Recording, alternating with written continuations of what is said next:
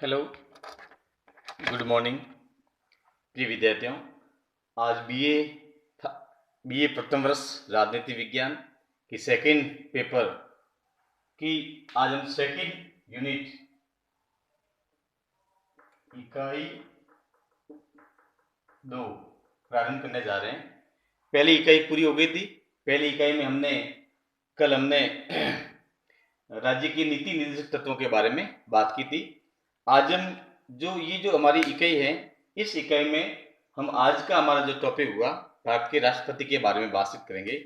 सरकार के जो 3 महत्वपूर्ण जो अंग है, सरकार के जो 3 महत्वपूर्ण अंग हैं, कार्यपालिका, व्यवस्थापिका एवं न्यायपालिका। ठीक है, इस तीनों अंगों में से आज हम कार्यपालिका के बारे में बातचीत करेंगे। कार्यपालिका का जो प्रमुख है, राष्ट्रपति के बारे में बात करेंगे। भारत में राष्ट्रपति के पद की स्थिति क्या है, इसका एक संवैधानिक स्थिति क्या है, राष्ट्रपति के निर्वाचन की प्रक्रिया क्या होती है, राष्ट्रपति के लिए उम्मीदवार के लिए क्या क्या योग्यताएं निर्धारित की जाती हैं, और राष्ट्रपति के ऊपर महाभियोग के द्वारा इसे किस प्रकार से हटाया जाता है, और राष्ट्रपति के पास में कौन कौन से पावर्स हैं, सामान्यकालीन कौन सी शक्तियां हैं और आपातकालीन कौन सी शक्तियां हैं। इस प्रकार से इस तमाम जो बिंदुओं के ऊपर हम इकाई 2 में जो फर्स्ट हमारी इस यूनिट में राष्ट्रपति के टॉपिक पर हम बातचीत करेंगे। सबसे पहले हम राष्ट्रपति की संवैधानिक जो स्थिति के बारे में बात करेंगे कि आर्टिकल 52 में भारत में एक राष्ट्रपति के पद के बारे में व्यवस्था की गई है। आर्टिकल जहां 52 का हम अध्ययन करते हैं तो भारत में आर्टिकल 52 में प्रावधान किया गया कि कार्यपालिका जो शक्ति है वो राष्ट्रपति के लिए निर्धारित की गई थी। इसलिए 1952 आर्टिकल 52 में राष्ट्रपति के पद के बारे में एक प्रावधान किया गया है। आर्टिकल 53 में कार्यपालिका की शक्ति है वो राष्ट्रपति में निर्धारित होगी। आर्टिकल 53 है, इसमें कार्यपालिका के जो पावर है, कार्यपालिका की जो शक्ति है वो शक्ति राष्ट्रपति में निहित होगी, यानी कि राष्ट्रपति एक संवैधानिक दृष्टि से कार्यपालिका का अध्यक्ष माना जाएगा। क्योंकि हमारे देश की जो एक संसदीय शासन व्यवस्था है, इसलिए संसदीय शासन व्यवस्था में जो कार्यपालिका होती है वो कार्यपालिका 2 प्रकार से होती है, या इसे हम दोहरी कार्यपालिका के नाम से भी जाना जाता है। एक तो होती है नाम मात्र की कार्यपालिका और एक होती है वास्तविक कार्यपालिका। तो जहाँ नाम मात्र की कार्यपालिका होती है वहां पर जो राष्ट्रपति होता है, राष्ट्रपति के पास में जो पावर होता है, हालांकि कार्यपालिका का वो पदेन अध्यक्ष होता है, एक संवैधानिक प्रमुख होता है, लेकिन उसके पास में जो वास्तविक शक्तियां हैं वो वास्तविक शक्तियां नहीं होकर के एक नाम मात्र की शक्तियां होती हैं। वास्तविक जो शक्तियां होती हैं वो प्रधानमंत्री और उसके मंत्रिमंडल के पास में होती हैं। इसलिए संसदीय शासन व्यवस्था में इस प्रकार के प्रावधान किए गए, और जहां पर अध्यक्षतात्मक शासन व्यवस्था है वहां पर राष्ट्रपति एक वास्तविक एवं नाम मात्र की कार्यपालिका दोनों ही प्रकार की जो शक्ति है उसके अधीन पाई जाती है। जैसे अमेरिकी राष्ट्रपति की बात करते हैं, तो हमारे देश में जो शासन व्यवस्था है वो संसदीय शासन व्यवस्था है, और संसदीय शासन व्यवस्था हमने ब्रिटिश संविधान से ग्रहण की थी। और ब्रिटिश संविधान में आज भी जो वास्तविक रूप से देखा जाता है तो वहां पर जो सम्राट का पद है वो एक नाम मात्र का पद है, जबकि वहां पर प्रधानमंत्री और उसका मंत्रिमंडल है वो देश की वास्तविक शक्तियों का प्रयोग करता है। तो उसी प्रकार से भारत की जो कार्यपालिका है, भारत की कार्यपालिका को भी एक दोहरी कार्यपालिका के रूप में जाना जाता है। अब हम बात करते हैं कि राष्ट्रपति पद के लिए कौन कौन सी योग्यता होनी चाहिए, उसके बारे में बात करते हैं कि राष्ट्रपति जो होगा उसके लिए कौन सी योग्यता होगी। बात करते हैं योग्यता की, राष्ट्रपति के लिए कौन सी योग्यता होगी, कौन व्यक्ति भारत का राष्ट्रपति बन सकता है। तो योग्यता के बारे में आर्टिकल 58, इसकी जो योग्यता है वो आर्टिकल 58 में, भारत के संविधान के आर्टिकल 58 में राष्ट्रपति की योग्यता के बारे में प्रावधान किया गया है। उसकी जो पहली योग्यता है वो भारत का नागरिक हो। क्या हो? भारत का नागरिक हो। ये जो विशेषता है, पहली जो इसकी योग्यता है वो देश का नागरिक हो। दूसरी है उसकी आयु 35 वर्ष की आयु पूर्ण की हो, 35 वर्ष की आयु पूर्ण की हो, यानी कि 35 वर्ष से कम नहीं हो उसकी आयु। तीसरी बात में कि लोकसभा का सदस्य निर्वाचित होने की उसके पास में योग्यता हो। लोकसभा का सदस्य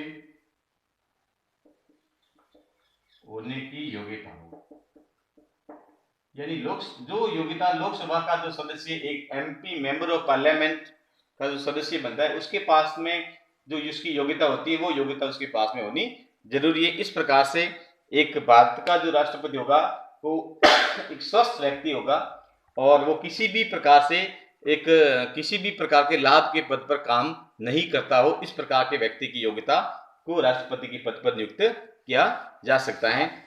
अब हम बात करते हैं कि राष्ट्रपति के निर्वाचक मंडल के बारे में बात करते हैं कि राष्ट्रपति का जो निर्वाचन होगा उस निर्वाचक मंडल में कौन कौन मताधिकार में भाग लेंगे या कौन कौन व्यक्ति होंगे जो राष्ट्रपति के चुनाव निर्वाचन क्षेत्र में या निर्वाचन मंडल में भाग लेंगे। तो उसमें पहली हम बात करते हैं कि संसद के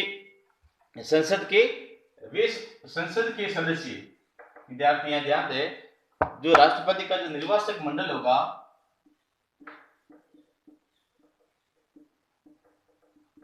राष्ट्रपति पद के चुनाव का जो निर्वाचक मंडल होगा उस निर्वाचक मंडल में कौन कौन चुनाव में भाग लेंगे, इस प्रकार की जो व्यवस्था का जो प्रावधान है वो आर्टिकल 54 में किया गया है। आर्टिकल 54 में ये प्रावधान किया गया है कि राष्ट्रपति के निर्वाचक मंडल में कौन कौन भाग लेंगे। तो एक बात है संसद के दोनों सदनों के सदस्य। पहली बात आती है संसद के दोनों सदनों के निर्वाचित सदस्य, ध्यान रखना यहाँ पे निर्वाचित शब्द है, निर्वाचित सदस्य, संसद के दोनों सदनों के निर्वाचित सदस्य, यानी कि यहाँ विद्यार्थी आप लोग ध्यान रखोगे कि संसद के जो सदस्य जो मनोनीत सदस्य होते हैं, कुल मनोनीत सदस्य संसद के, जैसे हम बात कर रहे हैं कि लोकसभा एवं राज्यसभा, तो लोकसभा में 2 व्यक्ति एंग्लो इंडियन है, यहाँ पर जो 12 व्यक्ति होते हैं जो राज्यसभा में एक मनोनीत किए जाते हैं। तो चूंकि ये जो मनोनीत सदस्य है वो राष्ट्रपति के चुनाव में भाग नहीं लेंगे, राष्ट्रपति के चुनाव में केवल संसद के निर्वाचित सदस्य भाग लेंगे। दूसरे उसके निर्वाचक मंडल में आते हैं भारत में राज्य विधानसभाओं के सदस्य, निर्वाचित सदस्य, राज्य विधानसभा के निर्वाचित सदस्य, इसमें भी मनोनीत सदस्य नहीं आएंगे। राज्य विधानसभा के जो निर्वाचित सदस्य यानी कि जो एमएलए है वो इसमें भाग लेंगे। उसके बाद में एक 17वें संविधान संशोधन द्वारा एक साथ में और जोड़ा गया था, विद्यार्थी यहाँ ध्यान दें, 17वें संविधान संशोधन 1992 द्वारा दिल्ली एवं पांडेसरी विधानसभा, जो दिल्ली एवं पांडेसरी विधानसभा है, तो दिल्ली और पांडेसरी विधानसभा के निर्वाचित सदस्य भी राष्ट्रपति के चुनाव में भाग ले जाएंगे। तो इस प्रकार से आपको ध्यान रखना कि राष्ट्रपति के निर्वाचक मंडल में या राष्ट्रपति के चुनाव में कौन कौन भाग लेंगे। तो उसमें भाग लेने वाले संसद के दोनों सदनों के निर्वाचित सदस्य, मैंने निर्वाचित शब्द पे यहाँ अंडरलाइन किया है क्योंकि जो मनोनीत सदस्य वो इसमें भाग नहीं लेंगे। दूसरे राज्य विधानसभा के निर्वाचित सदस्य, इसमें भी निर्वाचित सदस्य आएंगे। और उसके बाद में 17वें संविधान संशोधन 1992 द्वारा दिल्ली एवं जो पांडेसरी है उनके दिल्ली एवं पांडेसरी विधानसभा के निर्वाचित सदस्यों को भी इसमें शामिल किया गया था। अब राष्ट्रपति की जो चुनाव होगा वो एक गुप्त मतदान प्रणाली के द्वारा इसका चुनाव किया जाएगा और ये जो चुनाव है आनुपातिक प्रतिनिधित्व की एकल संक्रमणीय मत पद्धति के द्वारा, आनुपातिक पद्धति की एकल संक्रमणीय मत पद्धति के द्वारा राष्ट्रपति का चुनाव किया जाएगा। उसके बाद आता है भारत में जो राष्ट्रपति के जो चुनाव लड़ने वाला जो व्यक्ति होता है उस व्यक्ति को चुनाव लड़ने के लिए उसके पास में एक उम्मीदवारी के लिए कम से कम 50 समर्थक एवं 50 प्रस्तावक होने जरूरी है। यहाँ पर आपको ध्यान रखना है जो व्यक्ति राष्ट्रपति का चुनाव लड़ने जा रहा है उस व्यक्ति के पास में तो 50 समर्थक एवं 50 प्रस्तावक। उसके बाद में उसे 15,000 रुपये RBI reserve bank of India में एक जमानत राशि के रूप में उनको जमा करवाने पड़ेंगे। विद्यार्थी ध्यान रहे, इस चीज का आपको ध्यान रखना है कि जो व्यक्ति राष्ट्रपति का चुनाव लड़ने जा रहा है उस व्यक्ति के लिए 50 तो प्रस्तावक की जरूरत पड़ेगी और 50 ही समर्थक की जरूरत पड़ेगी। उसके बाद में उस व्यक्ति को 15,000 रुपये राशि एक जमानत राशि के रूप में भारतीय रिजर्व बैंक ऑफ इंडिया में जमा करवाना होगा और वही व्यक्ति राष्ट्रपति की, जब ये कंडीशन पूरी होगी तब राष्ट्रपति के चुनाव की जो प्रक्रिया है वो उसमें आगे व्यक्ति भाग लेगा। अब हम देखते हैं कि अलग अलग देखते हैं कि राष्ट्रपति की, अभी हमने जो राष्ट्रपति के निर्वाचक मंडल के बारे में बात की है कि राष्ट्रपति के निर्वाचक मंडल में कौन कौन भाग लेते हैं, तो उन राष्ट्रपति के निर्वाचक मंडल में जो व्यक्ति भाग लेते हैं उनके मतों का मूल्य किस प्रकार से निकाला जाता है, तो उस प्रकार से भी इसमें कुछ सूत्र दे रखे हैं और उस सूत्र के आधार पर हम लोग इसकी गणना कर सकते हैं। इसकी जो गणना है वो 1971 की जनगणना का जो वर्ष माना जाएगा, 1971 की जनसंख्या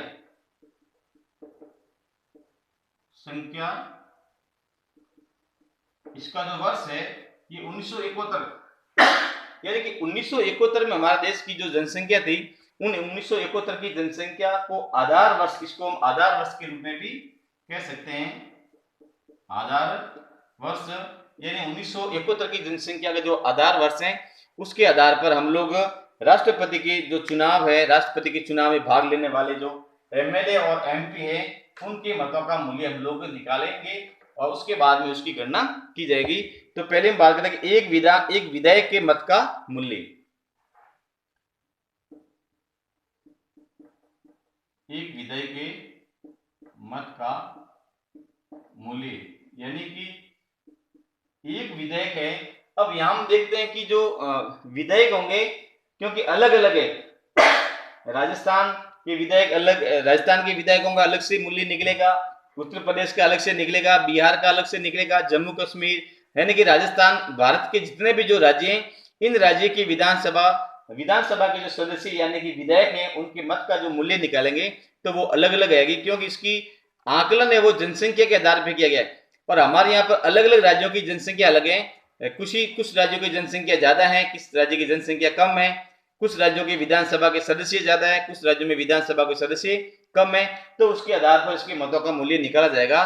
तो उसके मतों का मूल्य निकालने के लिए एक सूत्र निर्धारित किया गया है, उसमें आता है राज्य की कुल जनसंख्या। इसका जो सूत्र होगा राज्य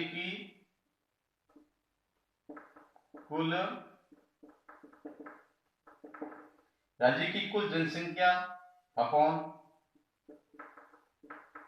राज्य विधानसभा के निर्वाचित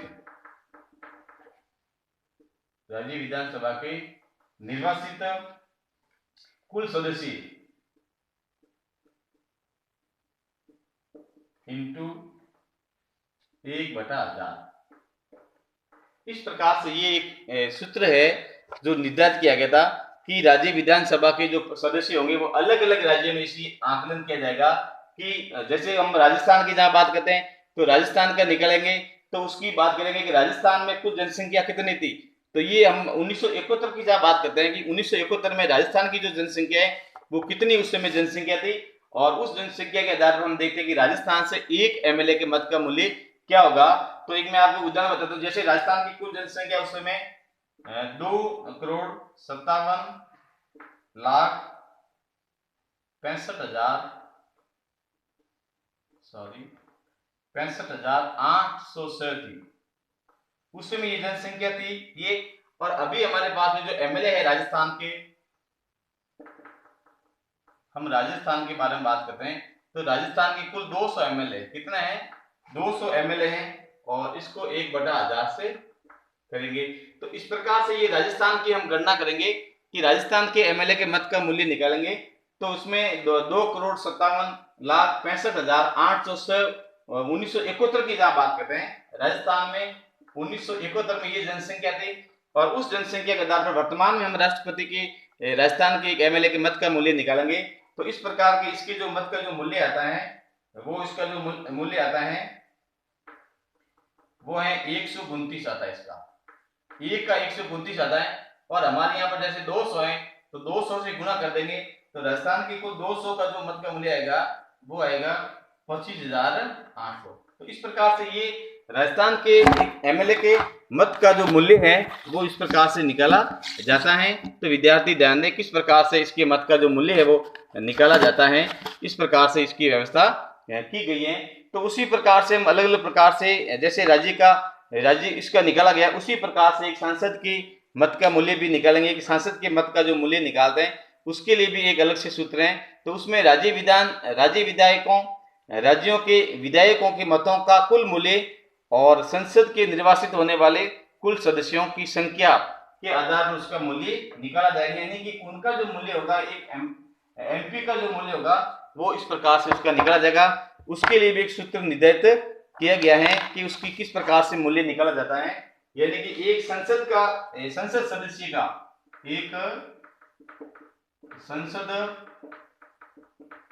सदस्य के मत का मूल्य, ये जो मूल्य निकाला जाता है तो उसमें सभी राज्यों के विधायकों के मतों का कुल मूल्य, सभी राज्यों के विधायकों के कुल मतों का मूल्य निकाल देंगे और नीचे आ जाएंगे संसद के निर्वाचित सदस्यों की संख्या, संसद के निर्वाचित सदस्यों की संख्या, ये इसका एक फॉर्मूला होगा। यानी कि इसमें जो एमपी है मेंबर ऑफ पार्लियामेंट, यानी कि लोकसभा एवं राज्यसभा के जो सदस्य हैं, जो निर्वाचित सदस्य हैं, उस निर्वाचित सदस्यों से इसकी व्यवस्था की जाएगी। तो उसके आधार पर हम देखते हैं कि हम एक सांसद का मूल्य भी इस प्रकार से निकाल सकते हैं कि सभी राज्यों की विधायकों के कुल मतों का मूल्य और उसमें संसद के निर्वाचित सदस्यों की जो उसमें भाग देंगे और भाग देने के बाद में जो इसकी वैल्यू आती है वो एक एमपी के मत के मूल्य निर्धारित राष्ट्रपति के चुनाव में निर्धारित किया जाएगा। तो इस प्रकार से आज के इस वीडियो में हमने राष्ट्रपति की जो निर्वाचन के लिए क्या योग्यता होती है, उसके लिए क्या भारत के संविधान में क्या प्रावधान किया गया है, उसके लिए निर्वाचक मंडल में कौन कौन भाग लेते हैं और निर्वाचक मंडल में जो सदस्य भाग लेते हैं उनके मतों का मूल्य किस प्रकार से निकाला जाता है। आज की वीडियो में हम इतना देखते हैं। उसके बाद में कल हम अगले जो वीडियो आएगा उसमें हम बात करेंगे कि राष्ट्रपति की चुनाव प्रक्रिया कैसे निर्धारित की जाती है, उसके बाद में महाभियोग की प्रक्रिया द्वारा उसे कैसे हटाया जाता है और राष्ट्रपति के पास में कौन कौन सी प्रमुख शक्तियां हैं, इसके बारे में बातचीत हम अगले वीडियो में करेंगे। ये जो टॉपिक है ये बीए प्रथम वर्ष का द्वितीय पेपर और एमए जो प्रीवियस है विद्यार्थी हैं उनके लिए भी इस प्रकार से एक सेकंड पेपर है, उसमें ये सिलेबस आया हुआ है। तो विद्यार्थी ध्यान दें, ये जो वीडियो है वो बीए प्रथम वर्ष एवं एमए के विद्यार्थियों के लिए एक इम्पोर्टेंट है। विद्यार्थी इसका अवलोकन करें। धन्यवाद।